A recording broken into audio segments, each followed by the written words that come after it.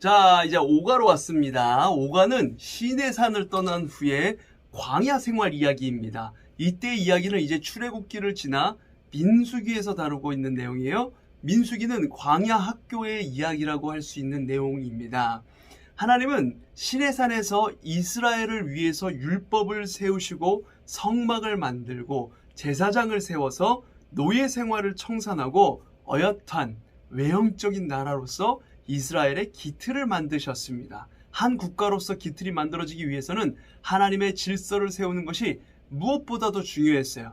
300만 명이나 되는 대가족들이 삭막한 광야 생활을 해나가는 것은 쉽지 않은 일이었습니다. 인간의 힘으로는 도저히 불가능한 일이죠. 아무것도 없는 사막의 광야에서 이들이 먹고 마시고 옷을 입고 잠을 자고 하는 것은 보통 일이 아니었습니다. 하나님의 인도하심이 없으면 한 발자국도 옮기지 못할 광활한 사막의 생활인 거예요. 자, 1번 시내산에서 광야 여행 준비 보겠습니다. 하나님은 이스라엘 백성을 시내산에서 하나님의 백성으로 준비시키셨어요. 법과 제사와 여러 가지 구별된 삶의 지침을 이스라엘 백성들에게 주심으로 이방 다른 나라와는 다른 민족을 세우기 원하셨습니다. 이것은 앞으로 들어갈 가나안 땅과 긴밀히 연관되어 있는 것이죠. 그들과 혼합되지 않고 하나님의 백성으로서 정체성을 가지고 살아가려면 이런 훈련과 준비가 필요했던 것입니다. 그렇지 않으면 언제 어떻게 그들과 혼합될지 모르는 거예요. 그들과 혼합된다는 것은 바로 이방신, 우상을 섬기는 것을 의미하는 것이었기에 그들에게는 가나안 땅을 앞두고 하나님의 백성으로 살아가는 시간이 필요했습니다. 이제 이스라엘 백성은 시내산 학교를 졸업하고 광야를 통과해야 합니다. 이때 인구가 60만 3,550명이었어요. 이 당시에는 남자만 숫자에 포함시켰기 때문에 여자와 어린아이를 포함한 전체 인구로 보면 약 200만 명 이상, 많게는 300만 명 정도까지 볼 수 있는 인원이었습니다. 이제 이스라엘 백성이 광야 여행을 시작하는데 그 모습은 삼과에서 보는 것처럼 구름 기둥이 인도하는 삶이에요. 구름이 성막에 떠오르면 이스라엘 자손은 그 구름을 따라 움직였습니다. 그리고 구름이 머무는 곳에 성막을 멈추고 진을 쳤죠. 이것은 모두가 하나님의 명령에 따라 이동했다는 것을 보여주는 겁니다.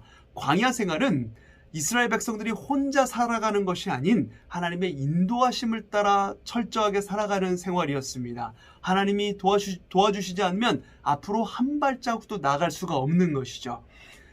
이스라엘 백성의 광야 행진은 나팔을 통해서 이루어집니다. 나팔 소리에 따라 움직이게 되는데, 예를 들면 두 나팔을 불 때는 온 회중이 온 회막 앞에 모이고 하나만 불면 이스라엘 천부장들이 모이게 됩니다.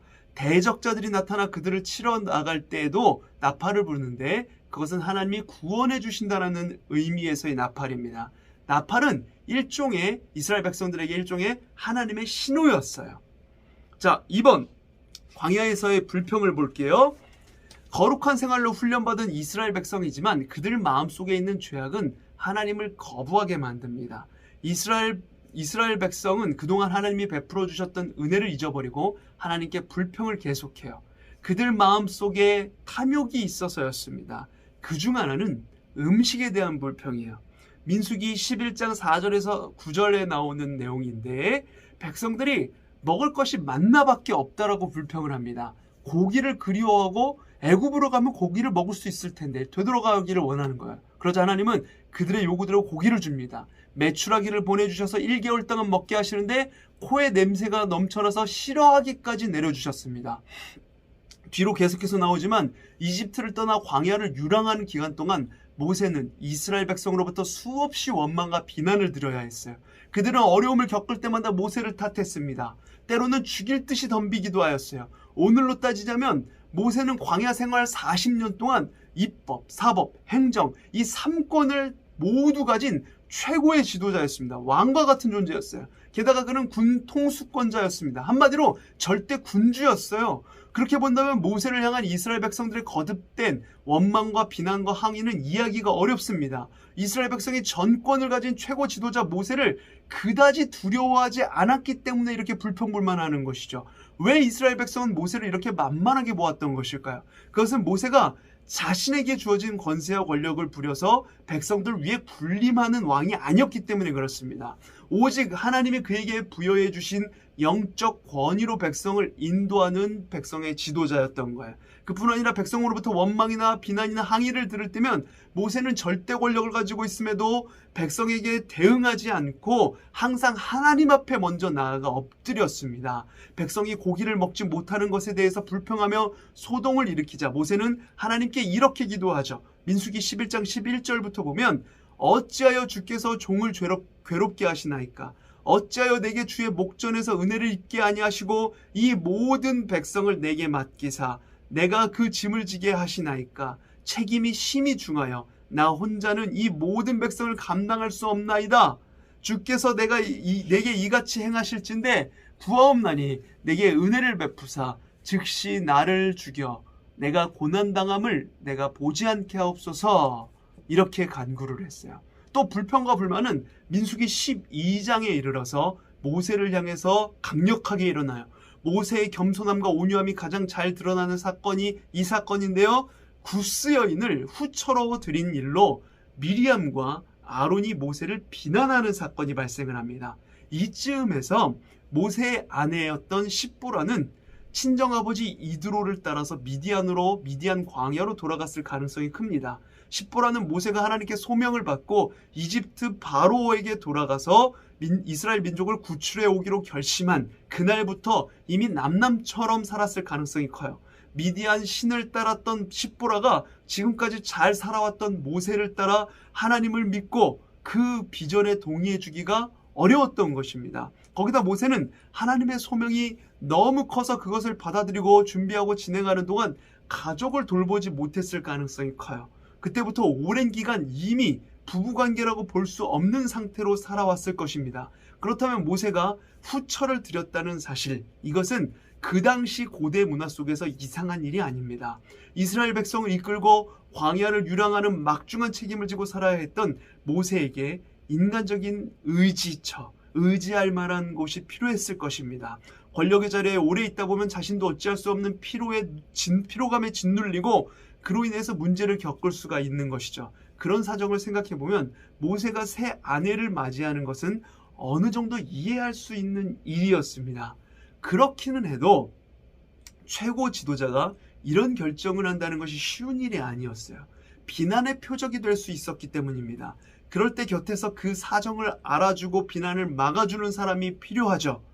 모세의 경우 그의 누나인 미리암과 그의 형 아론이 그 막아주는 역할을 해야 됐어요.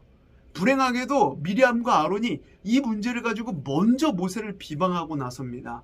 막아주지는 못할 망정 오히려 비난하는 것에 앞장서고 있는 거예요. 미리암이 누구입니까? 어머니가 어린 모세를 갈대 상자에 넣어서 나일강에 띄워보내자 그 뒤를 따라가면서 어찌 되는지 지켜보다가 동생이 그 이집트 공주에게 발견되자 용기를 내어 다가가 어머니를 유모로 소개시켜준 사람이었어요. 모세에게는 은인과도 같은 존재였습니다. 아론은 지금까지 모세 곁에서 함께 버텨주었던 사람이에요. 그런데 그들이 모세를 비난하는 일에 지금 앞장서고 있는 것입니다. 그들이 모세를 비난한 이유가 무엇일까요? 구스 여인을 후처로 맞아들였다는 것이 이유였습니다. 전처가 아직 살아있는데 후처를 맞아들인 것에 대해서 비난을 한 거예요. 겉으로는 그것을 트집잡아 헐뜯은 것이었으나 사실 그런데 미리암이 한 말을 보면 그 마음속에 진짜 이유는 다른 데 있다는 것을 알 수가 있습니다. 민수기 12장 2절에 그들이 이르되 여호와께서 모세와만 말씀하셨느냐 우리와도 말씀하지 아니하셨느냐 이렇게 말하고 있어요. 한마디로 미리암은 그렇게도 사랑했던 모세에게 지금 시기감을 느끼고 있었다는 뜻입니다. 즉 그가 가지고 있었던 최고 권력을 탐낸 거예요. 이것은 단지 형제와 자매 사이에 일어난 사사로운 문제라고 볼 수 없습니다. 아론은 대제사장이었고 미리암은 여예언자로서 존경받고 이스라엘 백성들에게 존경을 받고 있었던 인물들이에요. 그러므로 미리암과 아론의 반역은 백성의 반역보다 훨씬 심각한 문제였을 것입니다. 이 상황에서 모세는 피가 거꾸로 솟는 듯 열받았을 텐데 아무런 대응을 하지 않아요. 고대 제국의 왕의 역사를 보면 이런 일들이 자주 일어나죠. 그럴 경우 왕은 밑에서 치고 올라오는 친척이든 형제든 잔인하게 대응했습니다. 죽였어야 다. 모세도 얼마든지 그렇게 할 수 있었겠죠. 그럴 만한 권력도 있었고 명분도 충분했습니다. 하지만 그는 그렇게 하지 않았습니다. 모세가 아무 말도 하지 않고 대응하지 않자 하나님이 직접 개입하세요. 모세와 아론과 미리암을 즉시 성막으로 부르시더니 아론과 미리암에게 모세의 영적 권위에 도전하지 말라고, 내가 세운 사람이라고 도전하지 말라고 경고하십니다. 구름이 거쳐 올라가자 미리암의 피부가 하얗게 변해버렸어요. 악성 피부병으로 하나님께 징계를 받은 것입니다. 상황이 이렇게 되자 아론이 모세에게 자신들을 용서하고 미리암을 위해 중보해달라고 간청합니다. 인간적인 감정으로 보면 모세는 누이가 당한 일에 대해서 동정하고 싶지 않았다라고, 잘 됐다라고 그렇게 생각했을 수도 있습니다. 하지만 모세는 진심으로 미리암을 위해서 하나님께 부르짖어 기도를 합니다. 하나님이여, 원하건대 그를 고쳐주옵소서. 그 호소에 하나님이 응답을 하세요. 다만 일주일 동안 진 바깥에 머물게 함으로써 미리암이 죄에 대한 최소한의 대가를 치르게 하셨습니다. 자, 이어서 3번 가데스 바네아 사건인데, 하나님께 대한 이런 백성의 불평, 불만은 광야 생활에서 10번에 걸쳐서 계속 이루어집니다. 그리고 가데스 바네아에서 절정을 이루게 됩니다. 모세는 가나안 땅에 정탐꾼 12를 보내죠. 10명의 정탐꾼들은 백성들에게 이렇게 이야기합니다. 우리는 능히 그들을 이길 수 없다. 그들은 우리보다 강하다. 우리가 본 백성들은 거대한 사람들이고 우리가 보아도 우리는 그들에 비하면 메뚜기같이 작은 존재들이다. 하찮은 존재들이다. 그들이 후불면 날아간다. 결과적으로 도저히 이길 수 없다는 말을 하고 있는 거예요. 그러면 애굽에서 나온 일이 허사가 되고 말 일이죠.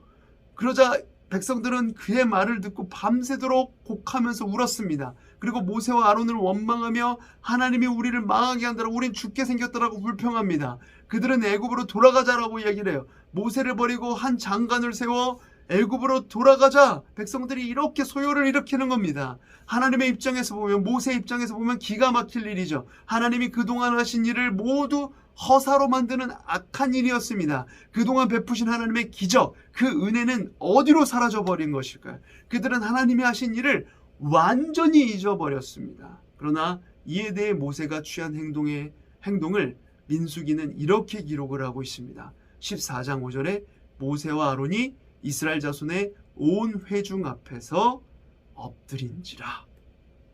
이것은 최고 지도자인 모세로서는 체면을 구기는 행동이었어요. 앞서 시내산에서 내려왔을 때처럼 잔인하게 그들을 징계할 수도 있었을 것입니다. 하지만 그에게 중요한 것은 하나님이 무엇을 원하시는지에 있었습니다. 위기 앞에서 그는 자신의 생각과 판단을 내려놓고 하나님의 뜻을 찾았어요. 그래서 백성에게 밀릴 때마다 자신의 권력으로 대응하려는 그런 욕망을 거부하고 스스로를 낮추었습니다. 이어 갈렙과 여호수아는 백성들의 이 죄악에 대해서 옷을 찢으면서 온 회중에게 말합니다. 그 땅은 심히 아름다운 땅이다. 하나님이 우리를 위하시며 그 땅으로 인도하여 들이실 것이다. 그 땅은 과연 젖과 꿀이 흐르는 땅이다. 하나님을 거역하지 말고 그 땅의 백성을 두려워하지 말자. 그들은 우리의 발이라. 그들의 보호자는 그들에게서 떠나갔고 하나님은 우리와 함께 하신다. 그러니 두려워하지 말자. 민수기 14장 6절에서 9절에 이렇게 이야기를 한 겁니다.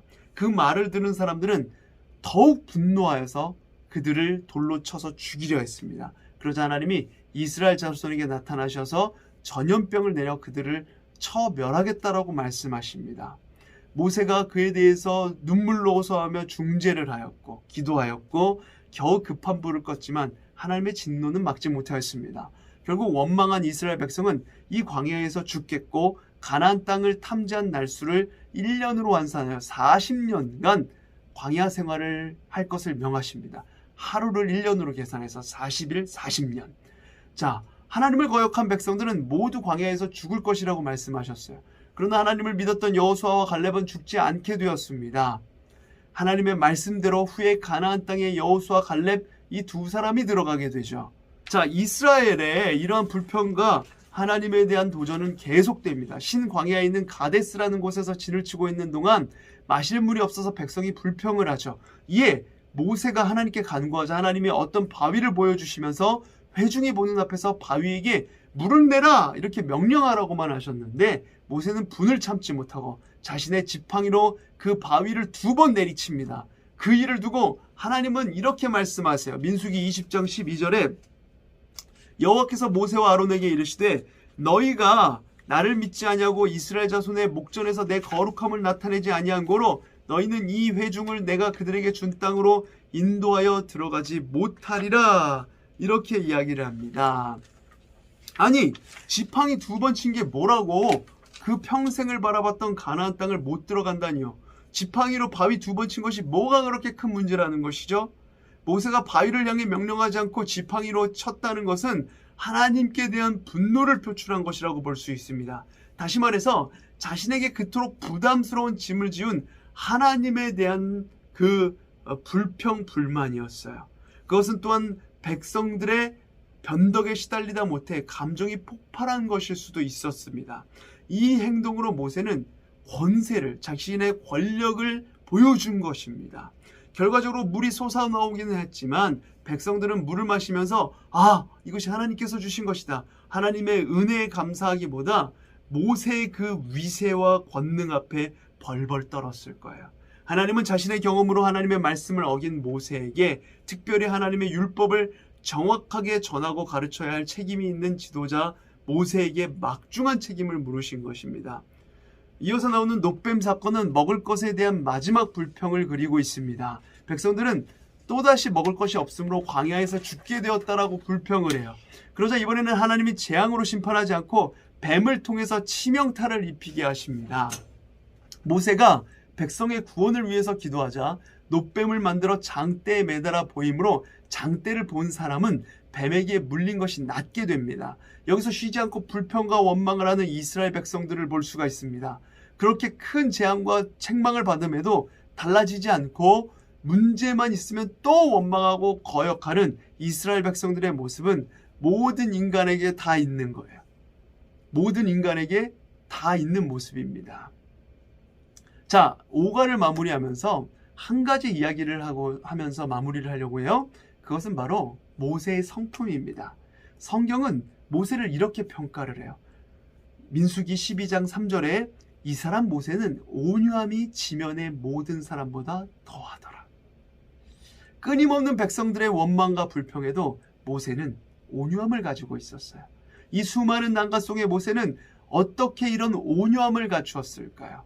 그것은 보이지 않는 하나님을 보는 듯이 믿고 살아갔기 때문에 그렇습니다. 보이지 않는 하나님을 보는 듯이 믿고 살았던 모세였기에 그는 땅 위에 사는 사람들 가운데 가장 겸손하고 온유한 사람이 되었습니다. 그는 가장 높은 자리에 있었지만 그 자리를 지키거나 누리려 하지 않았어요. 자신에게 주어진 영적 권세를 과시하려고 하지도 않았고 그것을 권세를 부리려고 하지도 않았습니다.